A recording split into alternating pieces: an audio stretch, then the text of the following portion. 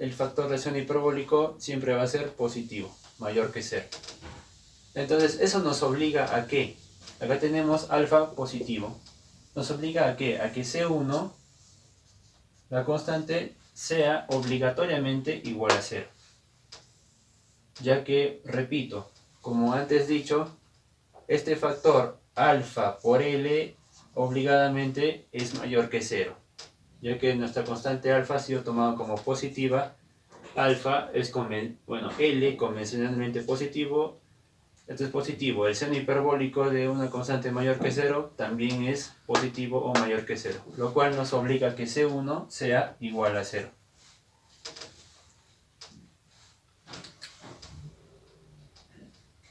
Bien, entonces ya tenemos que C1 es igual a 0. Si C1 y C2 es igual a 0, entonces ¿qué podemos decir rápidamente? Que m de x es igual a 0. Ahora, si m de x es igual a 0, eso implica que nuestra solución producto u de x, t es igual a 0. Para este caso, para lambda igual a alfa al cuadrado. Entonces ya tenemos el primer resultado. Ahora nos toca continuar con el segundo caso. Voy a anotar por aquí, por si acaso, u de x, t es igual a 0. Si lambda, digamos, mayor que 0. Ahora hacemos el mismo análisis, el mismo método para el caso siguiente, que sería que la constante real lambda sea igual a 0. Para el valor de lambda igual a 0, procedemos nuevamente a resolver la ecuación diferencial ordinaria. M segunda de x es igual a 0, la resolvemos por integración, m' c1 y m de x c1 por x más c2. Otra vez tenemos las dos constantes. Y ahora, ¿qué hacemos? Volvemos a hacer lo mismo que en el paso anterior. Aplicamos las condiciones de frontera. Bien, entonces tenemos que m' de x, a ver, lo voy a hacer aquí, m' de x es igual a c1. Aplicando la primera condición de frontera, m' de 0 igual a 0 igual a c1. Aplicando la segunda condición de frontera, m' de l, en ambas condiciones obtenemos el mismo resultado, el cual es que C1 es igual a 0. Entonces, como resultado, para la función m de x que obtenemos, que m de x es igual a C1 por x más C2, ¿no? Reemplazando C1, nos queda que m de x es igual a C2, C sub 2. Entonces ya tenemos una primera solución para m de x.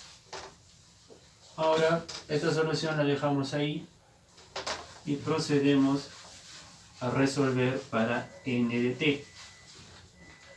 Recordando que la ecuación para n de t era esta, ¿no? N segunda de t sobre a al cuadrado n de t igual a 0.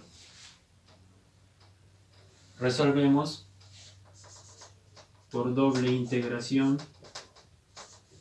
N' de t es igual a c sub 1, n de t c sub 1 por t más c sub 2. Entonces obtenemos esta función n de t como solución, ¿no? Ahora, para hallar estas constantes c sub 1, c sub 2, aplicamos la siguiente condición. En este caso sería una condición inicial, ¿no?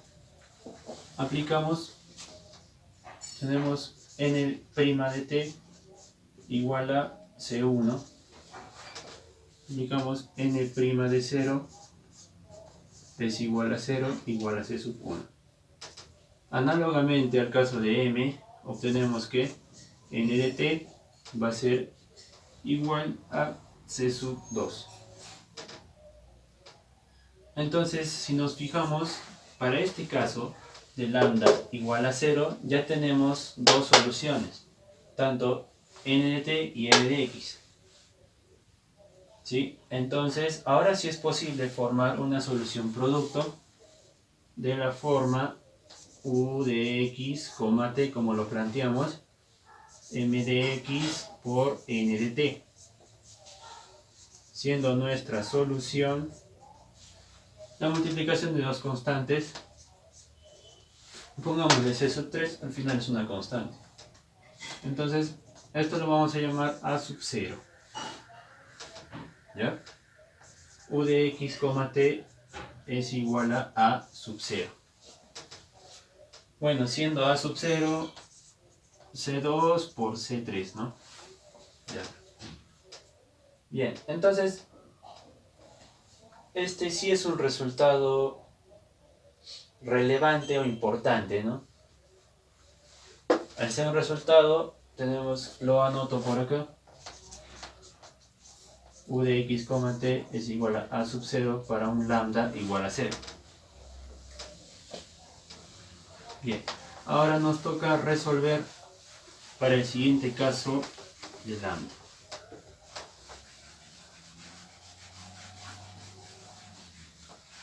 Nos toca para un valor de lambda negativo, es decir, para lambda menos alfa cuadrado. Bien, entonces realizamos el mismo procedimiento. M segunda de x es igual a m de x igual a menos alfa cuadrado. M segunda de x más alfa al cuadrado por m de x igual a 0. Resolvemos la ecuación diferencial con el método clásico, ¿no? Despejamos y obtenemos que la ecuación característica nos da R es igual a más menos alfa j, siendo j el número imaginario, ¿no? Raíz de menos 1. Ahora, ¿qué solución obtenemos con esta ecuación característica? Obtenemos la siguiente: m de x c1 coseno de alfa x más c sub 2 seno de alfa x. Bien. Siguiendo con el procedimiento, tenemos que aplicar las condiciones de frontera. Para ello tenemos que calcular la primera derivada de m de x. Obtenemos menos alfa c1 seno de alfa x más alfa c2 coseno de alfa x. Listo, esta ecuación lo voy a escribir por acá.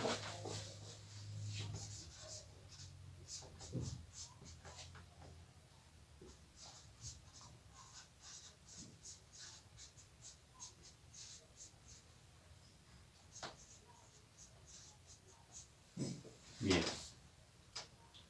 Ahora sí aplicamos las condiciones de frontera. M' de 0 es igual a 0. Y obtenemos seno de 0, 0. 0 por todo esto, 0. Coseno de 0, 1. 1 por alfa C2, alfa C2. Obligatoriamente nuestra constante C sub 2 es igual a 0. Evaluamos la siguiente condición, M' de L igual 0. Obtenemos que 0 va a ser igual a, ya que C sub 2 es igual a 0, tenemos que reemplazar L por X. Nos queda de esta manera, ¿no? Seno de alfa L menos alfa C1 seno de alfa L igual a 0. Ahora, para no obtener una solución trivial como en los demás casos, ¿qué podemos hacer? Podemos hacer que nuestro C1 sea obligatoriamente positivo, o bueno, diferente de 0, mejor dicho. Que C sub 1 sea diferente de 0. Solo así vamos a obtener una solución no trivial. Bien, entonces si hacemos esta operación, si obligamos a que C1 sea diferente de 0, el seno, a ver, voy a escribir la ecuación aquí.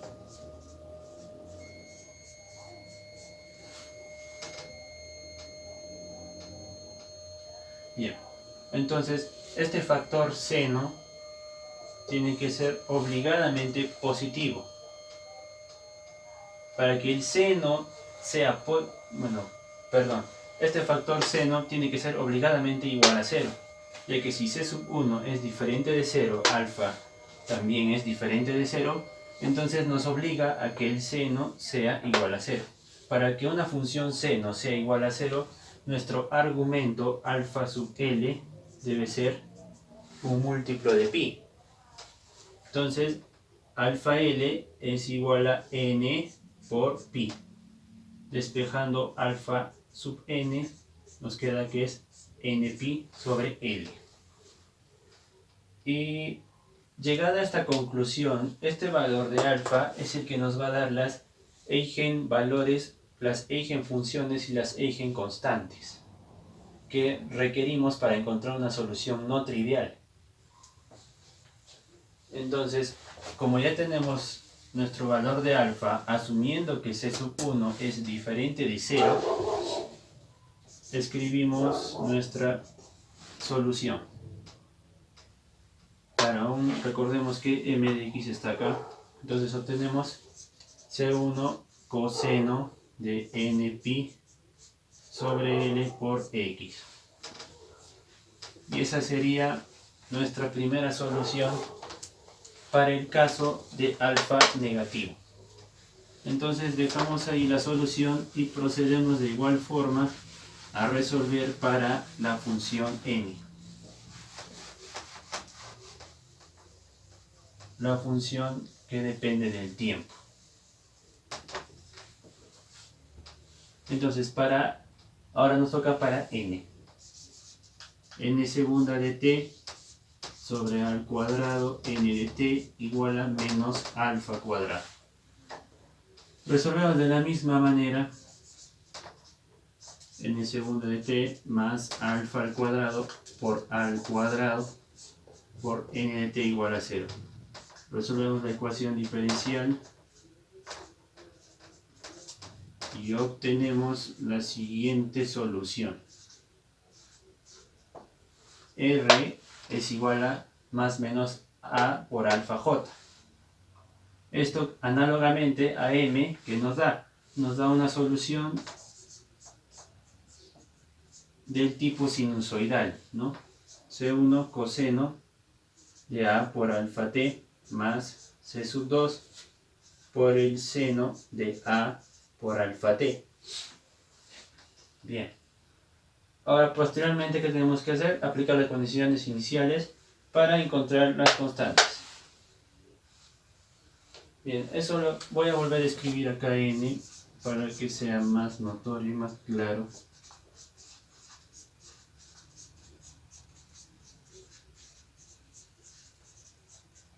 Listo. Ahora sabemos que el valor de alfa es n pi sobre L, ¿no? Ahora obtenemos la primera derivada, menos alfa c sub 1 seno de alfa a t más alfa a c2 coseno de alfa a t. Evaluamos n' de 0 igual a 0. ¿Y qué obtenemos? A ver. Para este caso, en el caso anterior ya evaluamos para n' de 0 para el caso de lambda igual a 0, ¿no? Entonces, en este caso no vamos a evaluar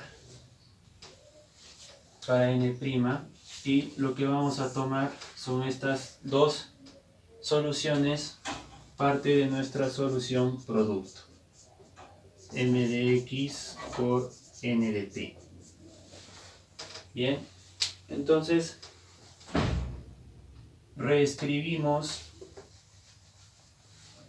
u de x, t,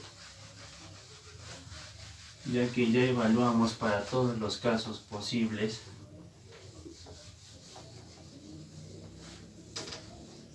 como mencioné, u de x, t va a ser igual a el producto de las dos soluciones. C1 por coseno de alfa a t más, perdón, voy a borrar,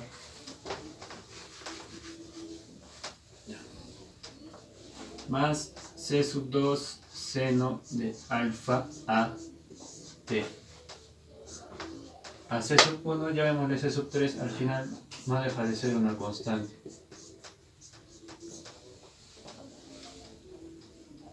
Bien, entonces proseguimos con la solución. Ahora vamos a reescribir esta ecuación de la siguiente manera. Considerando el producto de las constantes C3 por C1, vamos a colocar en vez de ello A sub n. En vez de C2 por C3, colocamos B sub n.